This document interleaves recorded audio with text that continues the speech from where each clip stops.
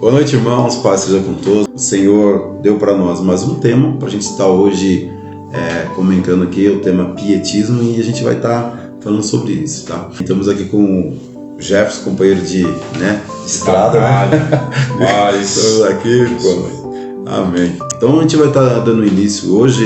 Esse tema é um tema, né, assim, que ele é muito atual, né? Sim. Ele vem lá do século X, sei lá, século, na verdade ele começou no século XV, um pouquinho antes, porque antes dele ser oficializado já estava, então século XIV, mais ou menos. Ele já estava aí na íntegra, né? Mas hoje está aqui, a gente tem visto isso. Então a gente vai estar falando um pouco sobre ele, para a gente entender o que é esse pietismo, né? E assim, para a gente pensar até onde a gente está indo bem, né? Tiago, capítulo 1, versículo 27, que depois, no decorrer da explicação, a gente vai ver que esse versículo ele vai se encaixar perfeitamente. Então o versículo 27 diz assim: a religião pura e imaculada para com Deus e Pai é esta: visitar os órfãos e as viúvas nas suas tribulações e guardar-se incontaminado do mundo. Boa, boa. Podemos dizer assim, né, com as nossas palavras, que a religião verdadeira, então, é a gente cuidar dos necessitados, né? E fugir de todo mal, né? Isso. Do pecado, né? Exatamente. Essa é a religião verdadeira, essa é a religião que agrada a Deus, o Pai, como o Tiago aqui está falando. Confesso que esse tema, essa palavra pietismo, eu confesso que eu não conhecia. Acho que também, de repente, para alguns irmãos aí pode ser já um assunto antigo, que alguns irmãos já entendam, e para mim não, eu não fazia ideia. E aí quando a gente começou a se aprofundar, a gente entende, né, o que esse assunto é com relação à reforma, né? Que a reforma, graças a Deus, ela foi maravilhosa, assim, quando Lutero expôs lá as teses e aí conseguiu ter aquela ruptura da igreja da época. E aí muitos anos se passaram, o Lutero veio a falecer e os luteranos, assim, que fundou essa religião aí, né, que deu prosseguimento nessa denominação, eles acabaram ficando muito ligados, aprofundaram muito na teologia e esqueceu um pouco das outras coisas que também, da prática, da fé, né, do que a palavra pede para que a gente faça. E aí surgiu algumas pessoas aí que a gente vai falar um pouco aqui, que aí levantou essa bandeira aí, né, de que a fé, a gente precisa exercitar ela na teoria, a gente tem que aprender, tem que estudar, mas também tem que pôr ela realmente em prática, né? E é isso que mais para frente a gente vai ver aí que esse tema foi... E você vê que é uma coisa que a gente sempre está falando nas nossas mensagens, né? Que não adianta nada a gente ficar estudando e guardando pra gente. Isso. Estuda, aprende, ou vai na igreja lá, estuda, ouve mensagem, aí vai para casa e deixa tudo no canto. Exatamente. A Bíblia é só aberta no Salmo 91, nada adianta, né? Não tem uma vida de uma prática realmente contínua, né? Isso. Não só o sermão da igreja, mas algo pessoal mesmo, você e Deus tem uma continuidade, né? A gente pode ver até assim, ó, você pega um cara que tem uma faculdade, né? O cara até se formou numa faculdade muito bacana. Aí você vai entrar naquele mérito do que ele estudou. Se ele for um cara que estudou e colocou em prática, você vai ver que ele é um cara que entende o negócio, né? Um cara bom naquilo. Mas se ele for um cara que só estudou, mas também só para poder passar na faculdade, ele não vai entender, obrigado. Ele não vai entender nada do que ele fez, né? Porque não é ter um diploma de faculdade que vai fazer de mim um profissional, vamos dizer assim, né? Isso. Mas o que? É eu colocar em prática. Tanto é que você vê, meu filho, ele tá fazendo enfermagem, né? E ele tem que fazer o quê? Ele tá lá estudando, mas ele tem que estar fazendo estágio nos hospitais. Que ele vai estudando lá e fazendo estágio no hospital. Para quê? Porque amanhã ele pode ser um enfermeiro. Isso. Se ele não fizer assim, ele vai lá, estuda, quando ele for ser enfermeiro. Exatamente. Não funciona, é a mesma coisa. É com a gente que que temos uma prática de ir à igreja, ouvir mensagem, ouvir estudos, né? Por isso que a gente sempre, pelo menos eu tenho eu aprendi assim com alguns irmãos abençoados aí que eu conheci, que a gente precisa estudar bastante. É isso que eu vejo que agrada a Deus. Mas o que mais agrada a Deus é a gente praticar o que a gente estuda. Isso, exatamente. E é isso que os pietistas faziam, né?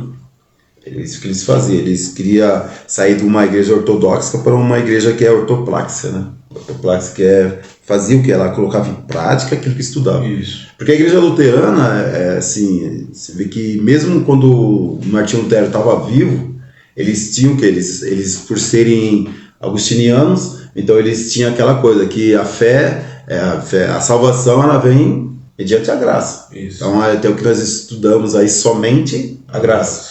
Então, é isso que ele ensinava. Então, assim, tá. Só que a visão que ficou na igreja luterana, qual foi? Estudar que a salvação é somente pela graça. Então, como Lutero teve um problema, que quando ele era monge lá, que se martirizava, tal, sofria, porque ele não entendia, ele entendia, aliás, que ele pecava demais e não ia ter salvação, então ele se preocupou muito com essa salvação dele. Isso. Então eu acho que quando ele começa a ensinar lá a igreja luterana, isso daí eu acho que entrou em prática, né? Vamos lá, eu preciso me salvar. Então o pessoal estudava que a salvação pela graça, eu estou cada vez mais consciente. A salvação é pela graça, né?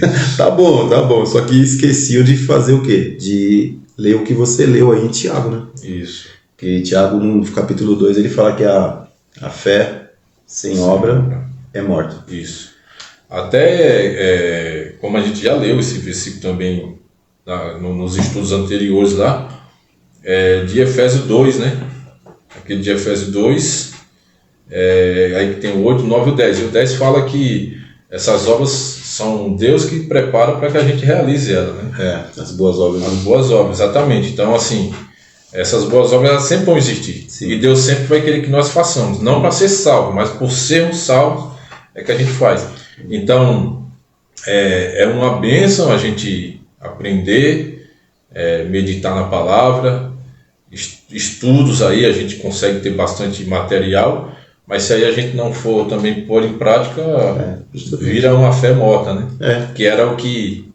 Tiago estava falando aqui, né? Exato. Inclusive, eu lembro quando nós estudamos esse livro de Tiago, eu até observei isso na minha Bíblia, que o Lutero, ele colocou aqui que ele falava que essa carta de Tiago era uma carta de palha.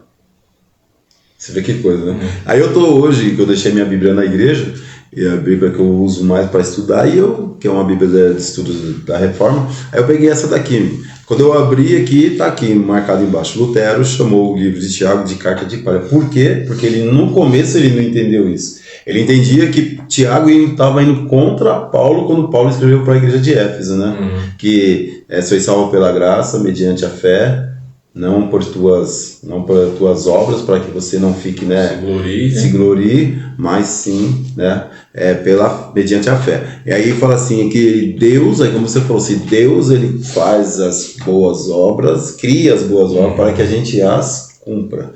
Então Lutero não entendeu bem isso, né? Ele entendeu que Tiago estava indo contra o que Paulo escreveu lá, mas depois para frente ele se retratou, realmente ele entendeu depois que Tiago não estava, já expirou esse abençoado celular. Então ele não estava indo contra Paulo quando escreve para Éfeso, mas ele estava falando, ele estava complementando, que é o que o pessoal aqui do pietismo estava fazendo. Né? Você vê que ele começou a ensinar a fé pela graça, salvação pela graça. Só que aí faltou o quê? A prática daquilo que eles estavam estudando.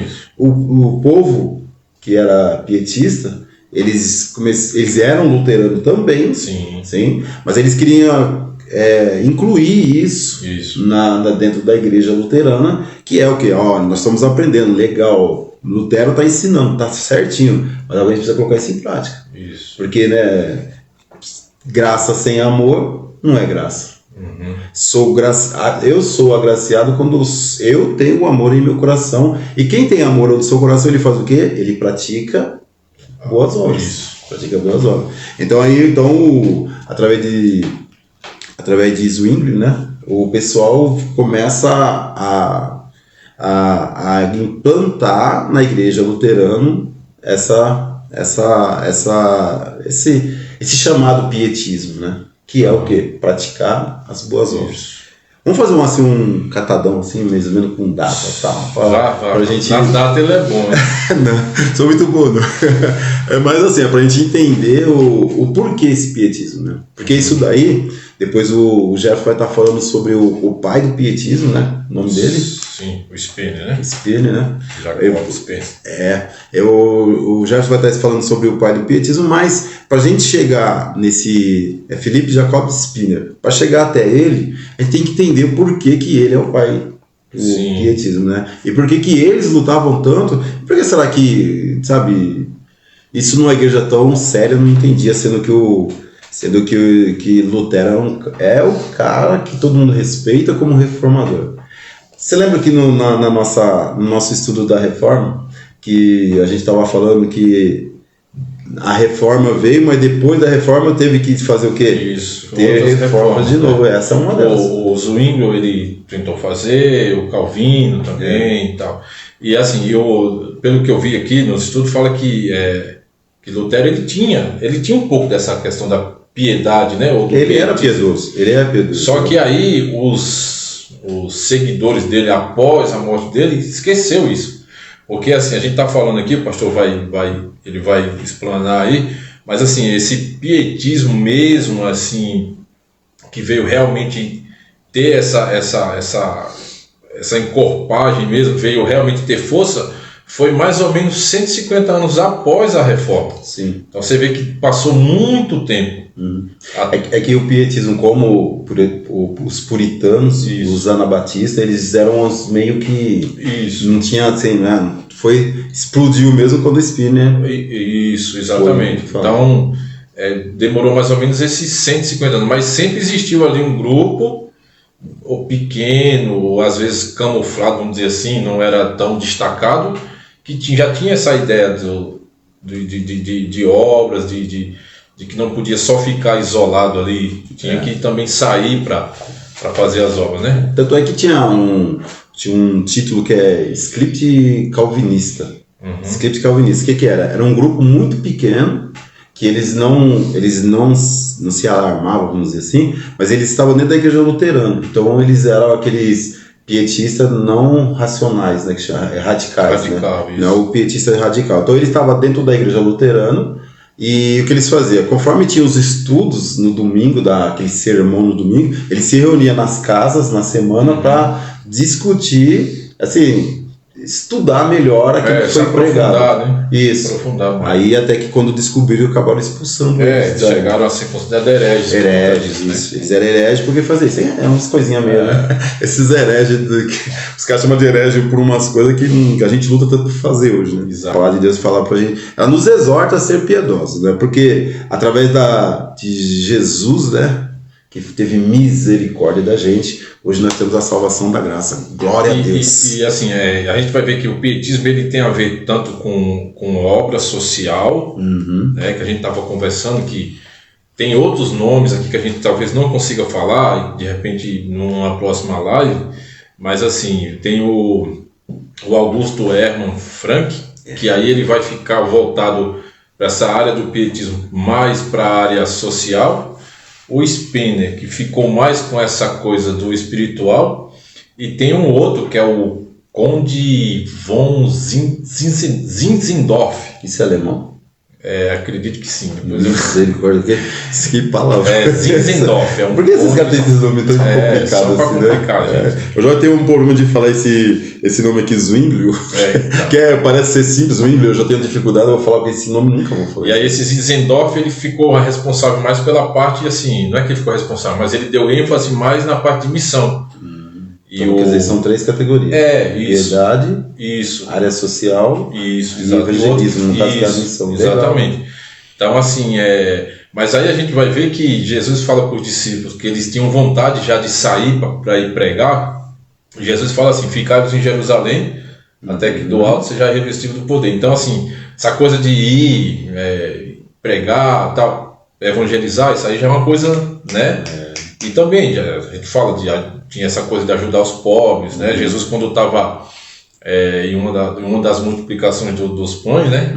Ali ele foi uma obra que ele fez, obra de misericórdia, porque as pessoas ficaram um bom tempo ali naquele sermão. Isso. Ele falou assim, a gente não pode despedir as pessoas desse jeito, né? Pelos apóstolos, né? Manda embora o povo aí que não tem nada aqui. Acho que os apóstolos já estão com fome. Porque a gente tem só dá pra gente. Ele falou, então, vamos embora que tá feio o dia inteiro, a noite está chegando, né? Exato. Jesus, então, por piedade, por misericórdia, né? Multiplica o pão, né?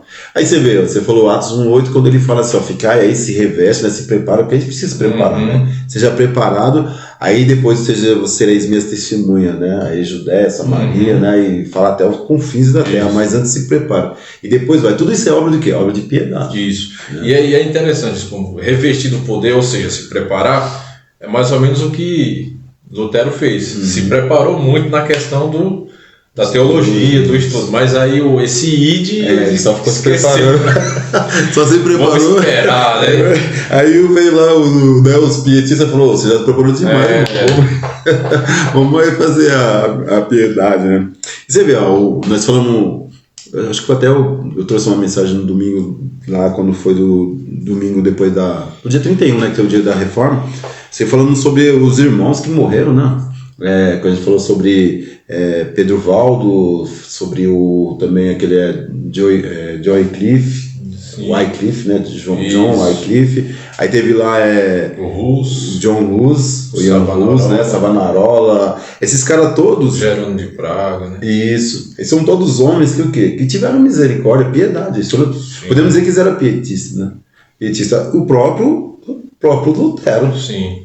Que, né, ele lutou muito, ele foi colocar as teses lá, porque ele era um professor de uma universidade, então ele falou assim, olha, tá sendo enganado, o povo tá sendo enganado. Então, eles eram piedosos, sim, inclusive Lutero. Só que talvez ele quis muito preparar a igreja e não pôs ela para, não ensinou ela. E aí também teve a questão, né, que o Lutero, devido à pressão que ele sofreu ali, que queriam prender e tal, aí o imperador lá, o Frederico, né, pegou ele e levou lá para o castelo e ele ficou isolado até que ele morreu. Isso. Então assim, ele também, mesmo com essa intenção, ele não teve muito dessa coisa, né? Sim. E aí é o que a gente fala, os seguidores dele, o que deram propagação a essa religião luterana, vamos dizer assim, não fez, né? Mas Lutero talvez ele até quisesse fazer. Né? Bem, Lutero, ele é um cara que ele nasceu em 1483. Zwinglio nasceu em 1484. Isso. Quer dizer, um ano de diferença. Aí a gente vê que o pietismo ele vem por intermédio também de Zwinglio, né? Porque a gente vê que o pietismo ele já veio antes do nascimento dos dois, já existiu, mas é como você falou, ele estava meio que, né, debaixo dos panos, assim, não dava para abrir muito, porque existia aí uma perseguição em cima disso. Isso. Mas o Zwinglio, quando ele veio, ele já deu uma reforçada nisso. E, só que assim, a impressão que dá é que Zwinglio, ele estava o quê? Ele estava indo contra Martinho Lutero. Só que os dois, você vê que interessante, né? Zwinglio, ele estava lá na Suíça, Lutero lá na Alemanha, os dois com a mesma visão. Os dois lutando cada um em um lugar. Tanto é que Zwinglio nem viu Lutero. Isso eu achei interessante. Isso que os caras tinham praticamente a mesma idade, né? Isso. Praticamente a mesma idade, só que eles não se viram. Só que o que acontece? Depois, em 1509, nasce quem? João Calvino. João Calvino nasceu, aí Zwinglio, já naquela luta, né, para que houvesse essa mudança, essa reforma, ele também introduziu entre ele também o quê? O pietismo. E o João Calvino foi assim, meio que fez dar seguimento, porque em 1531 morre Zwinglio. Aí João Calvino, em 1536, ele já vem com a sua tulipa, né? Ele vem com a tulipa. Ele vai trazendo a tulipa, que é aqueles 5 pontas dele, né? E também trazendo o quê? Trazendo os 5 solas. Sim. Então ele traz também os 5 solas. Que chama, os dois juntos lá, chama Instituta. Tem até um livro, eu estava vendo na internet um livro chamado Instituta, onde eles trazem lá os 5 solas, né, e como ele nasceu, quem foi o criador de cada uma dessas, e depois traz também a tulipa, que é as 5 pontas do calvinismo. Tá, então ele começa a dar o que? Continuidade, né, do trabalho de Zwingli. Aí tá, aí o Lutero, o pessoal começou a estudar essa visão calvinista, os luteranos, e alguns deles começaram também a adaptar a visão pietista. É onde que eu falei para você que tinha aquele script calvinista, que era um grupo que dentro da igreja luterana, a igreja era ortodoxa, né? Isso, luterana, né? Assim como existia também a igreja de Roma também, que era ortodoxa. Então eles, como eles estavam lá no luterano, eles começaram a fazer aquilo que eu disse, que é infiltrar aos poucos a visão do pietismo. Eles começaram então com essa visão pietista, aí começaram a introduzir ali e tal, como eu já falei para vocês. Aí começou, quando descobriram que eles estavam com essa visão pietista, que eles estavam, que assim, o pietismo também não concordava com aquele negócio da ceia, né, que a igreja romana, ela tinha ideia como, quando você ia na Eucaristia, o corpo de Cristo estava ali, né, que é a transubstanciação. Então eles acreditavam nisso. Lutero, quando ele veio, ele não tirou isso. A visão dele ainda era essa, por quê? Porque Jesus, quando vai lá na ceia, ele fala assim, este é o meu corpo. Então o Lutero, ele tinha o discernimento que era isso. Então uma das coisas acontecia isso. Então o que acontece? Agora vem esse pietista no meio dos luteranos e começa a mostrar que não é bem assim, que o negócio é simbólico, né? Um outro ponto também, só complementando, que também eles não eram muito de acordo com a questão do batismo quando criança. Isso. Eles não eram muito a favor disso. Que aí os anabatistas, né, que já começaram na mesma época, os anabatistas também vieram.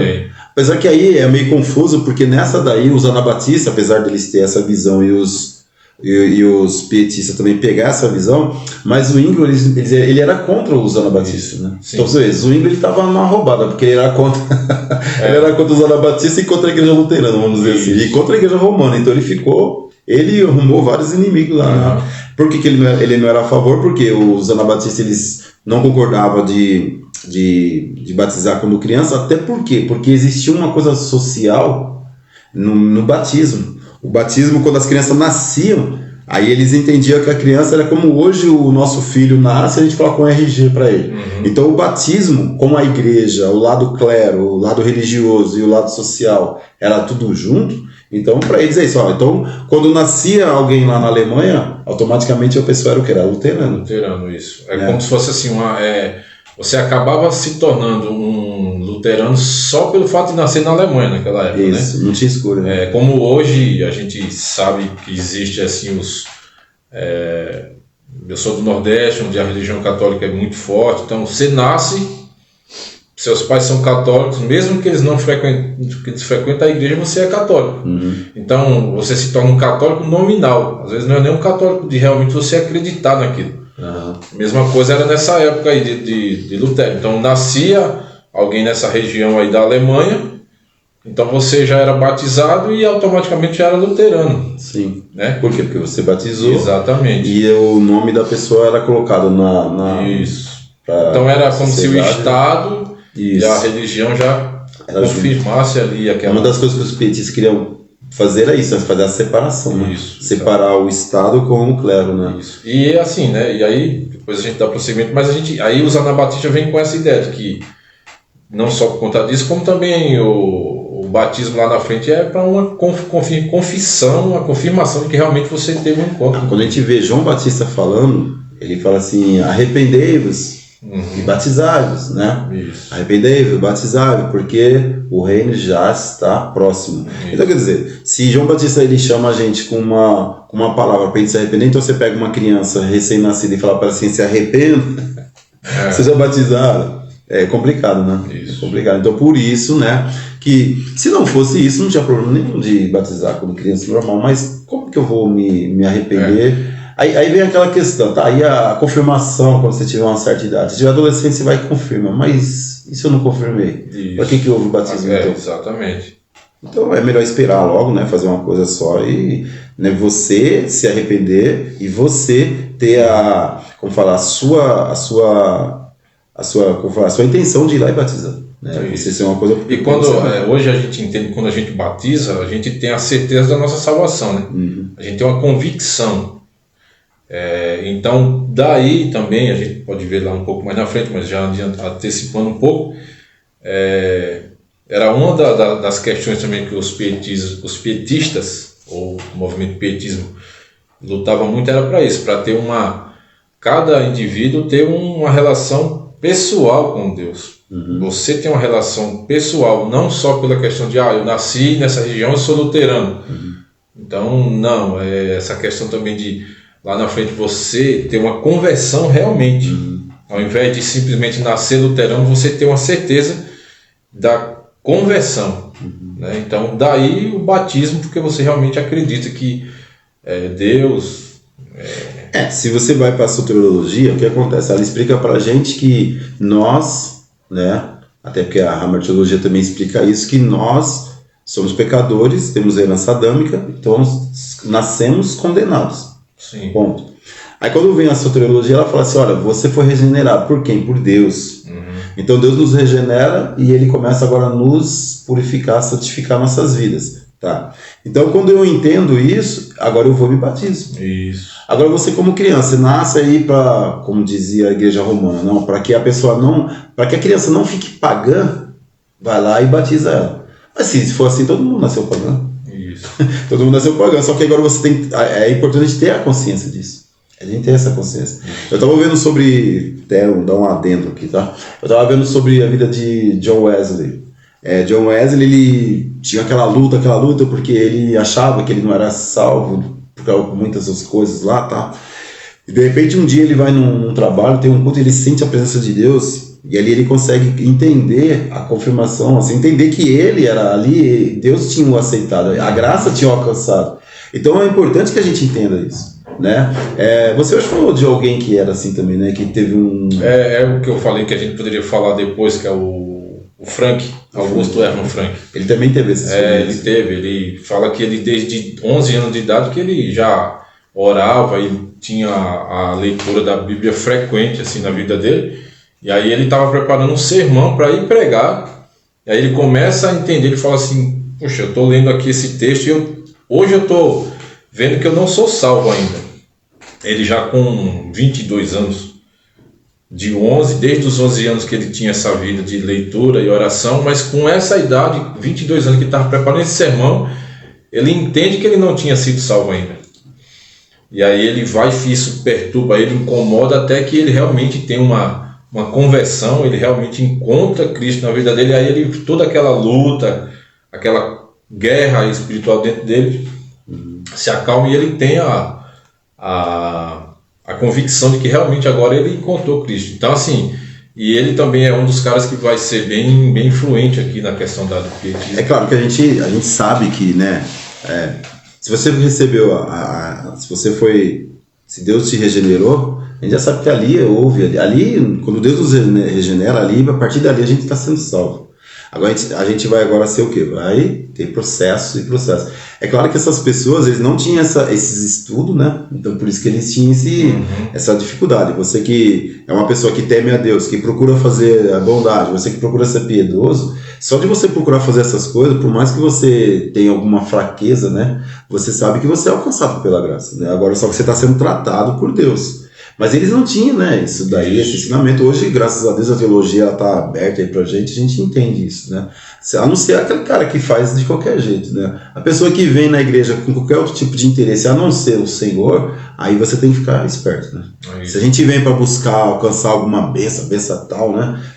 Aí então, irmão, aí você tem que mesmo orar bastante, jejuar, porque só veio para buscar uma benção tal que não é Cristo, aí sim. Mas nós que sabemos que já fomos, que temos esse temor, fraqueza, todos nós temos. Se o Gerson abrir aqui o coração, ele vai mostrar o que ele tem de fraqueza. Se eu for abrir meu coração, a mesma coisa. O Regi, todos nós, e cada um que está falando com a gente, ele tem aquele lado fraco dele, entendeu? Aquele lado, mas isso daí é ser o que? Nós somos humanos, então existe. Só que quem é humano tem o lado fraco, porém não fica, né, sossegado com isso, aí não é difícil o camarada tá salvo. Algumas coisinhas que não batia, ó. Zwingli, tudo que Martinho, apesar de Zwingli estar lá na Suíça e Paulo lá na Alemanha, ela falou do Paulo, né? E Lutero lá na Alemanha, eles vinham na mesma linhagem, certo? Separados, porém, tá. Mas assim, Zwingli tinha um negócio.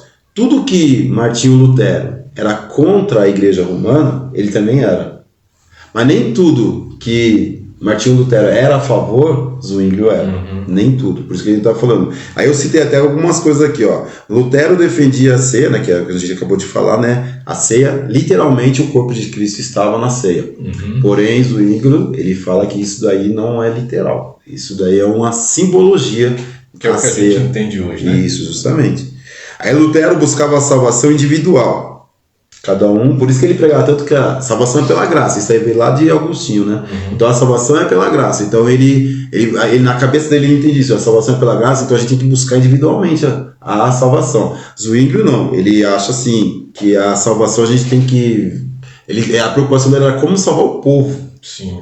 Lutero, a preocupação dele era como salvar a si próprio e ensinar cada um a pensar isso. Zwingli não. Como salvar o povo. Outra coisa que ele não batia muito, ele tinha uma visão ortodoxa, né, Lutero, mas Zwingli ele tinha uma visão ortopraxa, que é a da prática, né? Ortodoxa é aquela que você aprende sobre como se fosse teoria, né? E você aprende, a ortodoxia te leva a aprender sobre doutrinas e sobre um sistema teológico. Isso aí é o que ele se preocupa com isso, doutrina e sistema teológico. Porém, a como que é? Ortopraxia, que é esses nomes, né? A ortopraxia é o seguinte, ela aprende a mesma coisa, doutrina, como funciona, sistema, tem uma teologia sistemática boa, porém tem mais um ponto, agora colocar em prática. Então a ortopraxia é isso. Então Lutero era ortodoxo e Zwingli era ortopraxo, certo? Outra coisa também o Lutero, ele era ortodoxo, por quê? Porque ele era doutor na letra, né? E o Zwingli, ele tinha como... Ele era um erudito, porém, quando ele estava na universidade, ele aprendeu com um outro erudito, né, que fez dele o erudito também, mas um erudito humanista, que ele tinha... porque assim, lá o pessoal estudava, as universidades estavam o quê? Se aprendia profissões e também aprendia sobre a sua fé, né? Então, quando ele ia para a universidade, não era só para aprender sobre ciência, matemática, não, tinha também a parte que era a parte religiosa. Até porque essas faculdades sempre, a maioria, se não todos, pelo menos dessa época, eram sempre mantidas pela igreja, né? Isso, porque era tudo junto, daquela visão. Igreja e Estado, era tudo junto. Então, quando em vez de você ter uma catequese na igreja e na escola, um estudo para você ser um profissional, não, a catequese e o estudo profissional era tudo na universidade. Aí, assim, você vê que o senhor pode complementar, não vou nem fugir muito, assim, na minha adolescência... na aula, na escola, tinha aula de religião, né? Isso. Então, assim, só que perdeu bastante espaço, né? As outras matérias acabaram ficando mais tempo e a religião em si, bem pouco tempo. Minha mãe, ela deu aulas de religião na escola. É uma coisa muito superficial. Sim. A deles, não, você vê. Isso. O cara que dava, que era um erudito, ele era um professor e era monge. Então, a aula de humanismo, ele que dava. Então, Zwingli, ele aprendeu muito isso daí. Então, ele também virou um humanista. Sim. Ele virou. Então, assim, o bom de você ser esse lado humanista que a gente está falando é que você pensa mais nas pessoas, né? Você vai pensar mais nas pessoas, não só em você. Né? É meio estranho isso aí, porque se Lutero também estudou, ele também tinha que ter estudado sobre o humanismo. Mas, sei lá, o que nós pegamos aqui e vemos isso daí. Tá? Então o que acontece? Como nós falamos, 1531 morre Zwingli, 1536 começa agora João Calvino com a sua instituta, né? E aí começou aquela coisa de infiltrar lá e aí agora 1546 morre Lutero. Os seus líderes, os seus aprendizes, através até dele aprender um pouco mais da ortodoxia em relação ao próprio Lutero, mas eles começaram a dar muita ênfase nisso daí. E a igreja ficou uma igreja que ficou, podemos dizer assim, entre aspas, fria, né? Sim. É uma igreja que não... porque a igreja, o que é a igreja avivalista? É a igreja que ganha almas. Isso. O pessoal, muitos de nós hoje, o que é uma igreja avivada, né? O avivalista, é a igreja do reteté, né? Então, mas a igreja avivalista é aquela igreja que ganha almas. Né? Você vê que lá em Atos, quando teve aquele momento lá que foi um avivamento, quantas almas se renderam lá, né? Então, sempre que acontece esses momentos de avivamento, que aí tem que separar o avivamento do que a gente entende hoje. Uma igreja avivada é aquela igreja que tem muito movimento pentecostal, assim, né? Movimento. Isso. E não é. Então, sempre que acontece esses avivamentos, sempre tem almas sendo ganhas. Isso. Vamos dizer, almas levadas a Deus, né? Isso aí. E esses pontos assim de agora, como lá de Lutero, eles são considerados momentos de avivamento. Isso. Né? São chamados avivalistas, né? Zwingli, João Calvino, Lutero e todos que a gente vê citado aí, que são os heróis da fé, os pais da reforma, né? São todos avivalistas, né? Então, ele tem esses nomes aí. Então, é até bom entender isso aí, porque assim, você falou Atos 2, porque nós muitas vezes entendemos isso.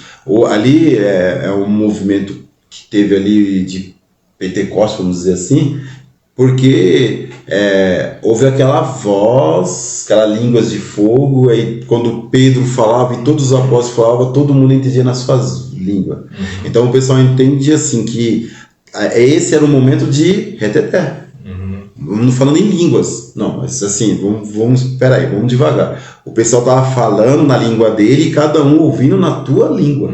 Esse foi o movimento onde Deus, através do Espírito Santo, que estava em forma de língua de fogo, fazia cada um escutar. Ali tinha, por exemplo, mais ou menos 9 idiomas sendo ali na região. Quando eles estavam falando, eles falavam no grego, né? Então eu estava falando no grego, acredito que eles falavam no grego, uma coisa assim, porque eu vejo falar às vezes que Jesus falou no grego, Jesus falou no hebraico, falou no aramaico, então espero que ele, deve estar falando lá qualquer língua que ele estava, Pedro estava falando sua língua. E todo mundo entendendo na língua deles. Esse foi o grande milagre, esse foi o avivamento que teve, de as pessoas entenderem e as pessoas se renderem ao Senhor. Isso é avivamento. É claro, um culto movimentado é gostoso, mas isso ainda não é avivamento, né? Que nós hoje falamos disso daí.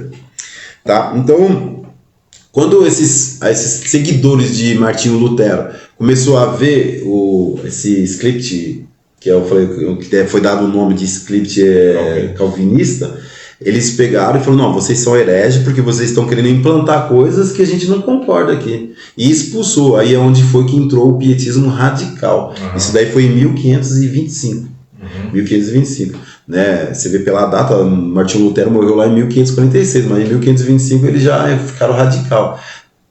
Talvez por conta que nem você falou, Lutero, ele foi levado pelo imperador e ele saiu da sociedade, né? Aí ele começou a traduzir Bíblia, escrever livros, e ali ele já não estava atuante. E talvez nesse momento o povo começou agora a se levantar com seus seguidores e começou a expulsar esses pietistas que estavam incluso lá no meio deles. Aí virou o pietismo radical, aí pronto, aí eles já foram pro lado de Calvino agora. Aí Calvino ficou mais forte agora. Agora o negócio de Calvino, a luta dele é contra o Anabatista, né? Anabatista. Agora, que sempre tem essas coisinhas, né? Sim, inclusive são considerados reformas, né? Sempre são considerados reformas. Então, assim, por isso que a gente falou em das outras lives, que é um tema que os reformadores, assim, ou os que dão continuidade, falam assim, uma igreja reformada e sempre reformando, né? Então, assim, a gente sempre vai ter esses momentos, que precisa reformar, não só como igreja corpo, mas como individual também, né? A gente acaba tendo nossas reformas individual quando a gente pega uns temas desses assim que a gente não fazia ideia e aí a gente vê como que é e aí a gente acaba até se familiarizando com alguma dessas coisas assim, né? Porque os pietistas hoje é como se eles fossem, como a gente falou, depois vem o Wesley, e aí vem a igreja metodista, e vem o pentecostalismo, anglicanismo, as igrejas anglicanas, né? Então hoje, assim, é como se os pietistas hoje fossem os pentecostais, né? Por conta dessa relação que tem da busca individual, de você buscar mais Deus, sentir mais a presença de Deus, que era uma coisa que os luteranos na época não tinham isso. Apesar que assim, né? Hoje tem assim, né? É só calvinistas e só arminianos. Hoje tá vendo como tá aberto, assim, tá vendo até como se diz assim, um envolvimento, assim, tem gente que tá no meio dos dois ali só pegando. Sim, pegando. Aí acaba, às vezes, a gente vê uma igreja pentecostal que ela é muito pietista, vamos dizer. Mas tem uns que não. Como a gente também olha para uma igreja mais voltada para o lado do calvinismo, né, que é uma igreja que estuda bastante, mas entende que o pietista teve lá naquela época, Calvino foi um pietista, então eles vão também, mas tem outros que não, que só quer estudar. Então por isso que é muito importante, eu acho assim, achei muito bacana esse título, porque a gente às vezes fala assim, como se fala, teologia, para que esses nomes? Mas quando a gente começa a ir a fundo buscar o porquê que porque esse nome, até porque os pietistas, eles não colocaram esse nome neles, né? Sim. Não foi eles que colocaram. Quem colocou isso daí foi os próprios luteranos. Os luteranos começaram a falar assim, não, esses caras são piedosos demais pelo que eles querem mostrar, e começou a chamar eles de pietistas, né?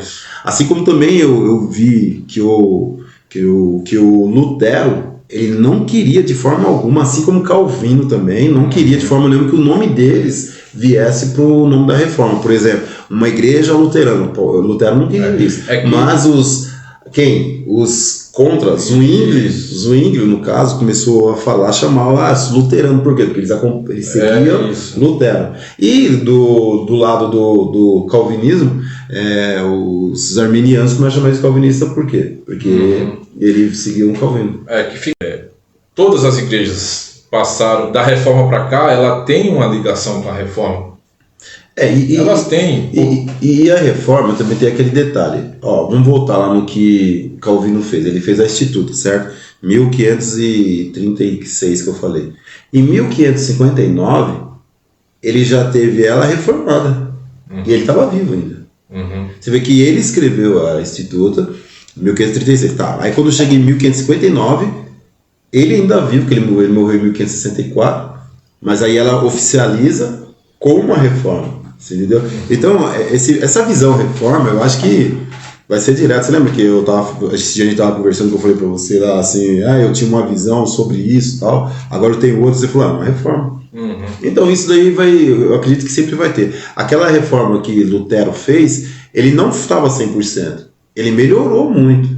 Se você olhar o Agostinho de Hipona, ele é um cara, Agostinho, né? Agostinho de Hipona, ele é um cara que ele pode dizer que ele é um dos pais da igreja. Ele trouxe ramificação para todos. Você vê que todos eram agostinianos. Só que se você vai olhar a visão agostiniana, ele tem erros lá. Sim. Todos. É interessante isso, porque assim como você vê Davi foi segundo o coração de Deus e manda matar Urias para poder ficar com a mulher dele. Tá? Aí você vê Paulo, que o cara crânio demais, religioso assim, mas estava matando mulheres, crianças, velhos, tudo, porque se chamava da igreja dos nazarenos, né? Que era a igreja de Jesus, né? Que eles falavam que eles eram os nazarenos. Então ele matava aquelas pessoas. Então, quer dizer, todo mundo erra. Então, essas pessoas sempre erram. Então, quando Agostinho veio, ele trouxe, os caras vieram e tal, né? Mas quando chega Lutero, que também não foi só ele, né? Mas isso aí já vem desde lá de trás, o pessoal, como nós falamos vários nomes, todos eles reformando. Quando chega, não chega nem Lutero, que é o reformador, aí quando ele ainda vivo, nós já vemos Zwingli já reformando o que ele fez, já querendo colocar coisas lá que não estava legal. Aí o Zwingli vem lá Calvino também. Aí depois agora já vem Armínio, que agora já é uma visão diferente em algumas coisas. Então isso vai ser sempre assim. Sempre vai existir essa reforma. Se a gente pegar hoje, e olhar 10 anos atrás a própria igreja que a gente congrega, a gente vê mudança. Já tem mudança. A gente vê mudança.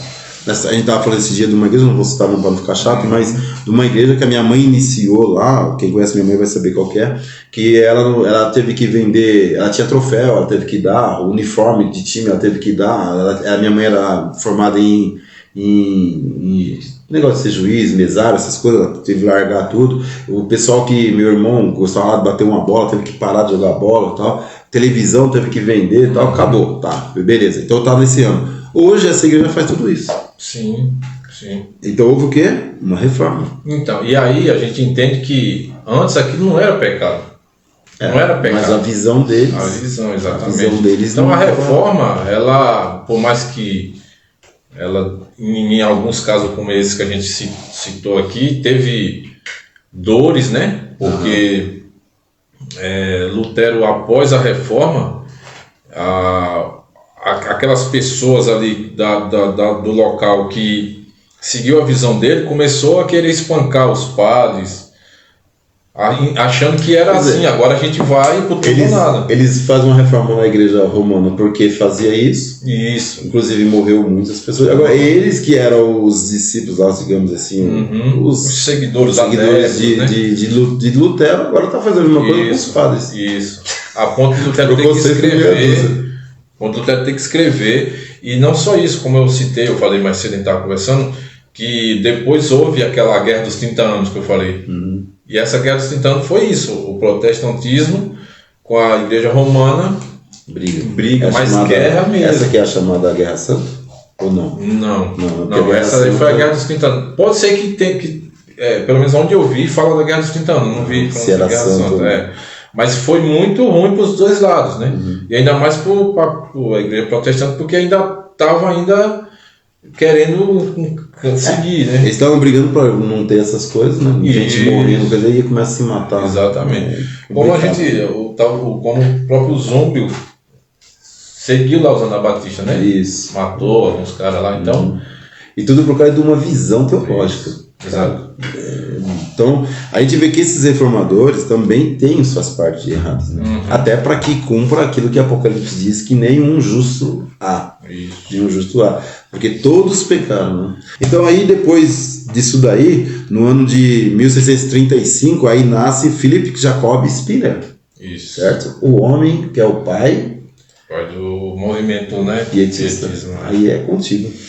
Então, até pelas horas aqui que já se avançou um pouco. Falei demais? Não, a gente fala, né? Mas... É o Regis, não fica quieto, você é doido. Então, como o pastor falou, ele nasceu em 1635. Ele estudou teologia em Estrasburgo, na região da Alemanha. E também, assim, o interessante é que lá nessas faculdades ele teve contato com professores ali que já tinham um pouco desse entendimento de pietismo, né? Eu tenho um tal de Jean Labadier. Jean Labadier. Eu até marquei que ele é um cara que era espiritual, ele tinha um estudo, ele é estudioso, assim, sobre a piedade, né? Que ele tinha uma linha calvinista, que ele também tinha. Então esse Jean Labadier foi professor dele. E tem um influenciador dele, que é o John Arnott, que esse daí, alguns acham que ele que é o pai do pietismo. E tinha um outro texto que eu li que fala que o Spener, ele tinha uma madrinha que ajudou muito na formação dele, assim, através de livros que ela lia e tal, então, quando ele foi para essa faculdade, ele teve contato com essas pessoas aí que, de repente, abre o olho da pessoa, assim, né? Dá uma direção para ele, né? E aí ele foi nessa... Então, isso que é legal, né? Você vê que o Zwingli vem trazendo uma visão piedosa, pietista, né?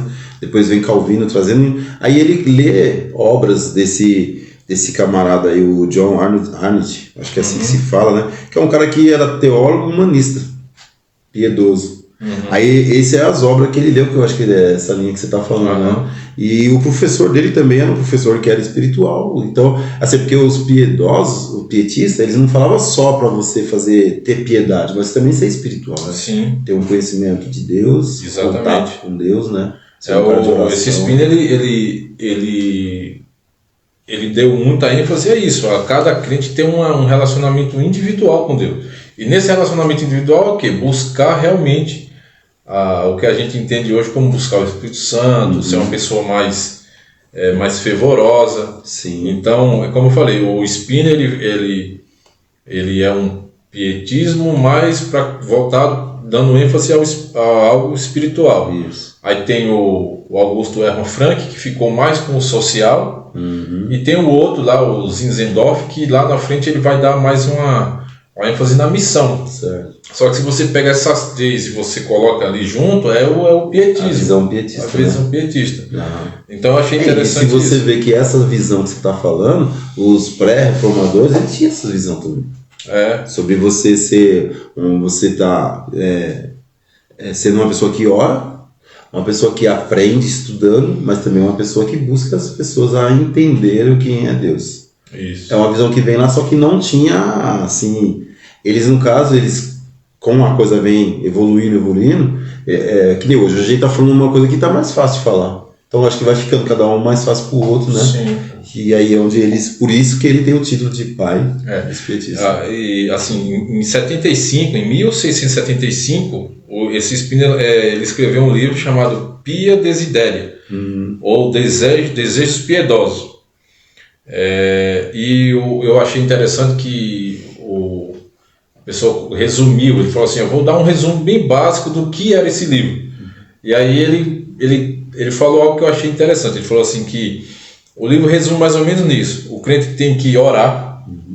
Esse é o Spinner. Nesse livro dele, ele tem toda tem bastante conteúdo, mas a pessoa resumiu assim, que para a época dele, ele falava assim, o crente tem que orar, ou seja, hoje a gente fala assim, a oração é o combustível, né? O crente tem que orar sem cessar. É muito claro hoje a gente falar isso, mas quando você olha para a igreja de Lutero, não era claro. Então você vê que ele bate nessa tecla. O crente tem que orar. Aí você vê, você fala assim, a igreja do Lutero é ortodoxa, certo? Mas a igreja católica também é ortodoxa. Sim. Então, a base das religiões era ortodoxa. Isso. Porque poucas, que depois veio se abrindo, poucas que eram agora que tinham essa visão. Isso. Que você está falando. E aí, você vê, o crente tem que orar. Tem que ler a Bíblia. Você fala, mas como não ler a Bíblia?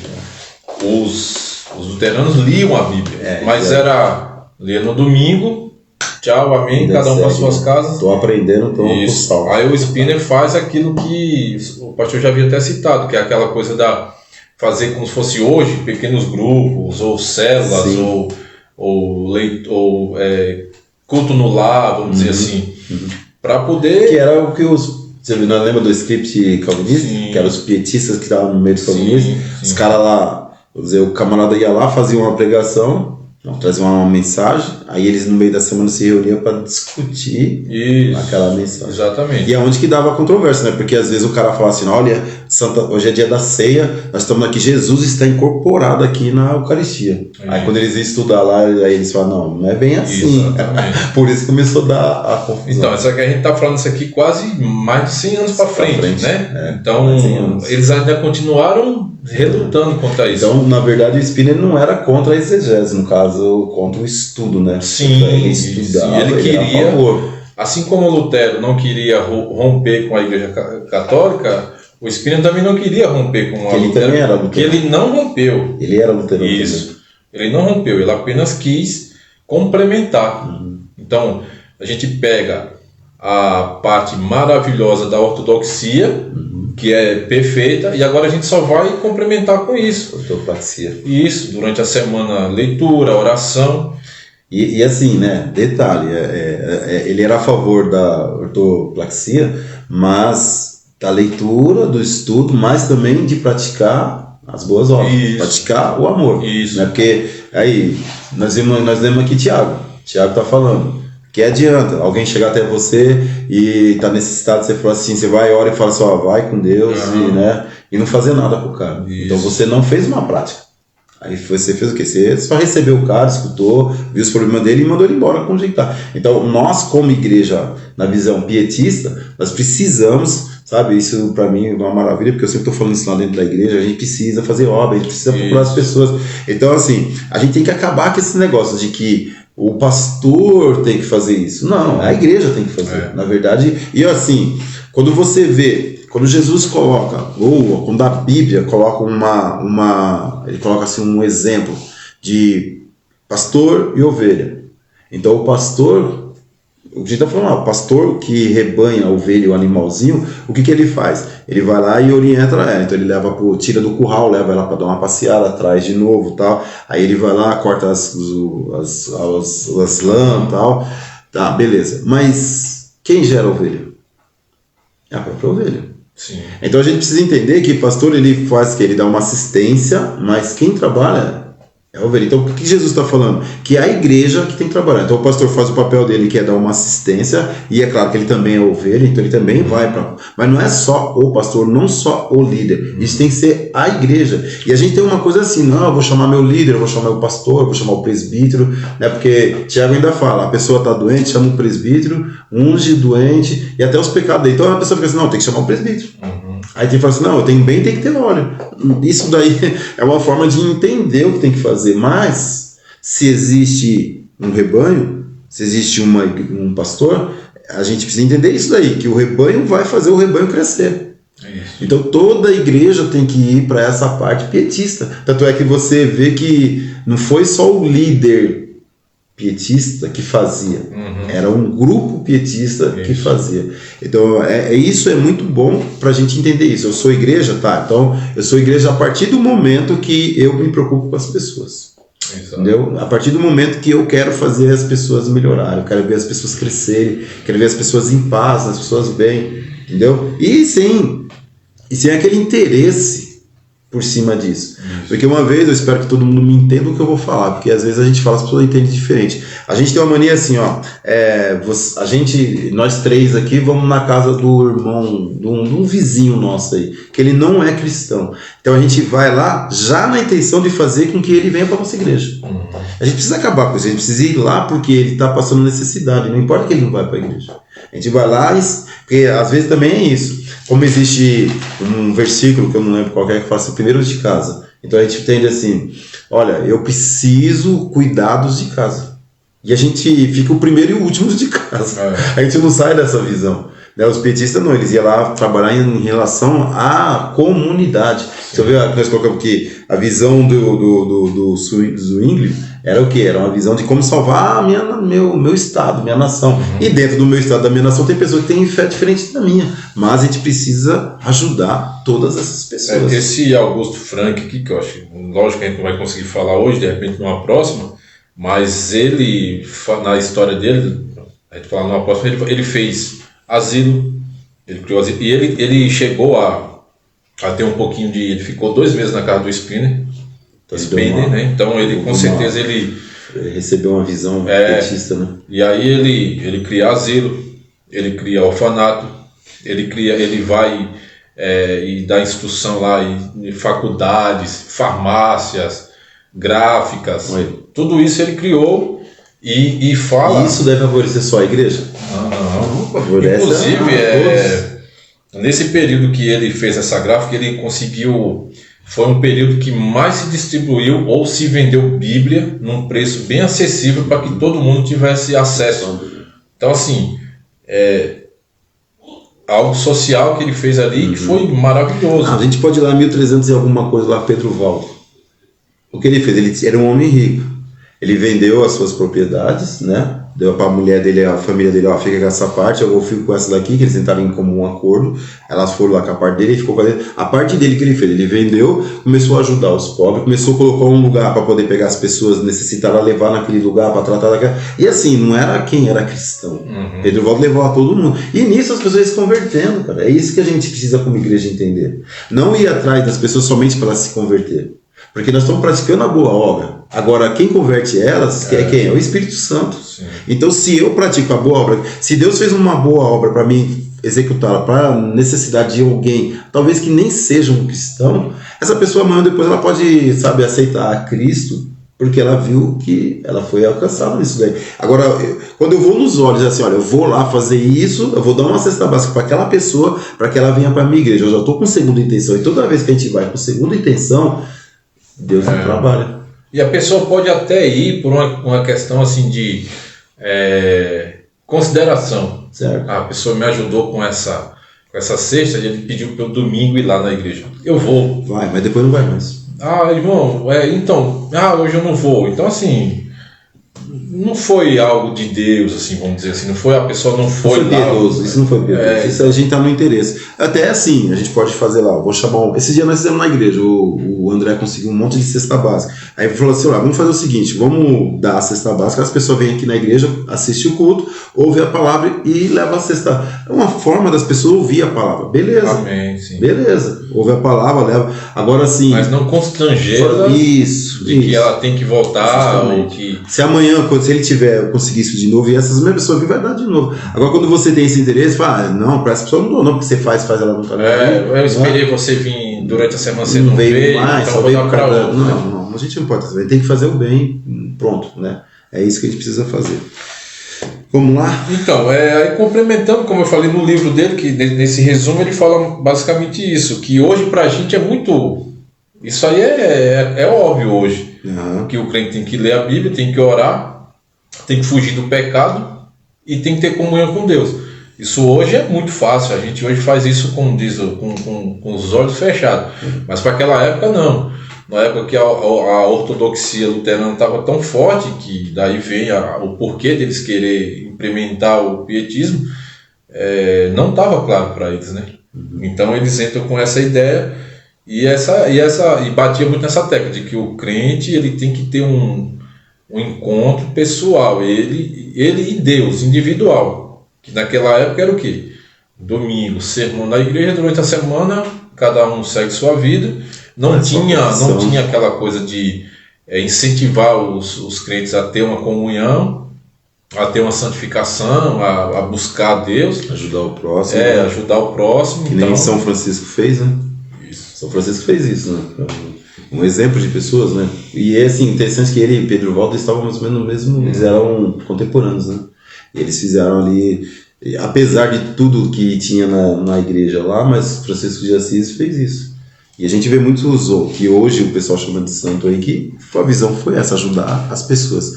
E eu acho que é interessante também que o pietista, eles lutavam contra, que esse Spinner que ele fala, que é lutar contra a pregação barroca, que é a pregação que é enfeitada. Muitos detalhes. Porque aí mostra aquela pregação bonita, sabe, exuberante, cheia de coisas, adereço, né? Que deixa as pessoas até confusas e tal, mas é bonita, né? E todo mundo, que legal, só que não faz nada. Não a pregação que ele falou assim, vamos pregar simplesmente, tal, para que todo mundo entenda, para que todo mundo seja alcançado pela salvação. E assim, resumindo, o crente tem que dar frutos. Isso. É isso. Isso aí. O pietismo é isso. O crente ele tem que ter um encontro individual com Deus, ele tem que gerar frutos. Esses frutos é gerado de que forma?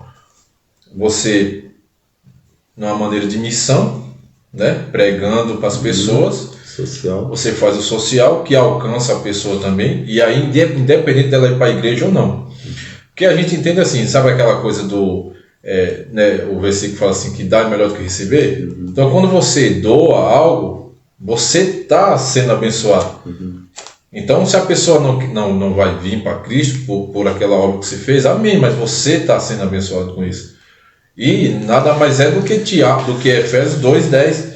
É Deus que faz. Falar, que a gente volta lá em Efésios 2 que diz que quem é agraciado tem obras. Isso. Mesmo que Deus que preparou. Tiago também a mesma coisa. Mostra a tua como que ele fala assim, sua salvação, que é a fé sem obra, que eu mostro a minha salvação pela minha fé com obras. Isso. Então, tá salvo? Faz essa obra. Isso. Não somente. Porque, queira ou não, a gente quer, por amor às pessoas, a gente quer ver as pessoas no Senhor, ser alcançado. Mas a gente não pode fazer só por isso. A gente tem que fazer porque a gente ama aquela pessoa. Agora, se ela quer seguir uma outra religião, isso é com ela. Isso é com ela. A gente precisa respeitar isso daí também. Então, assim, a gente tem que ortodoxia e ortopraxia juntos, né? Aprender e praticar. Isso. Então isso aí, pelo menos assim, do que eu entendi do Spener é isso. Resume nisso. É você ter uma vida consolidada no aprendizado e na prática. Começa o que Lutero fez e Isso. dá continuidade praticando. Isso. Né? Aí fica tudo certinho. Uma coisa que eu achei interessante também é que Spener, um dos dizeres dele foi esse, que se Lutero viesse naquela época que ele era vivo, Lutero não ia conhecer os seus discípulos ou seus seguidores, por causa que eles mudaram muito a visão daquilo que Lutero fez. A pessoa, ela tem que aceitar a Jesus por livre e espontânea vontade.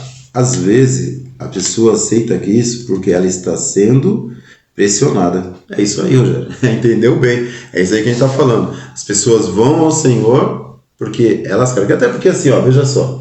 Se eu sou uma pessoa que eu não sou um cristão, você me evangeliza e eu não quero, quando você me pressionar por causa de alguma coisa, eu vou por interesse. Então eu não sou salvo. É que nem essas pessoas, vai na igreja por causa de namorada. Aí vai, faz boas obras até mesmo, né? Faz um monte de coisa, mas ele só tá lá por causa daquela menina. O dia que aquela menina sai da igreja, ele sai da igreja. Então nós precisamos entender isso. Nossos filhos, apesar que a gente tem a responsabilidade de levar eles à igreja, a gente tem. Só que a gente tem que ensinar eles o caminho certo. Porque quando eles crescerem, se eles têm essa palavra de vida com eles, então quando eles crescerem, que eles tiverem a vida própria deles, eles também vão querer dar continuidade, senão eles vão embora. Então precisamos trabalhar bem a vida dos nossos filhos também. Sim, né? E por isso que, né, isso aí entra na questão também que a gente falou, que às vezes as pessoas falam assim, nasceu num berço evangélico.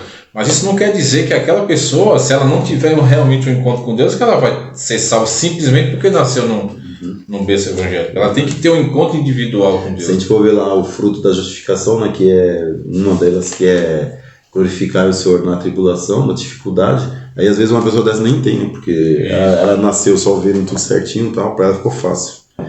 Pastora Vitória está falando aqui também, ó.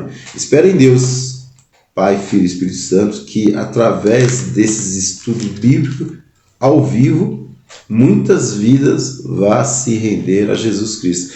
Isso aí, também, e também que a igreja também seja mais piedosa, né? Porque a gente precisa, como se diz assim, aprender e praticar piedade. Isso. Meus irmãos, paz seja com todos, um beijão. Um beijo para todos que assistiram, em especial para minha esposa e para minha cunhada lá em Alagoas. E aí, hein? Tá chegando longe. Já que você vai mandar para a família, especial para minha mãe também, né? Todos, Beijão para você, mãe. Espero que a Sandra esteja aí também. Beijão mesmo. É horário dos baixinhos agora, mandar beijo. Papai, mamãe e para você. Paz, irmão. Até a próxima. Deus te abençoe, Regis. Amém, pessoal.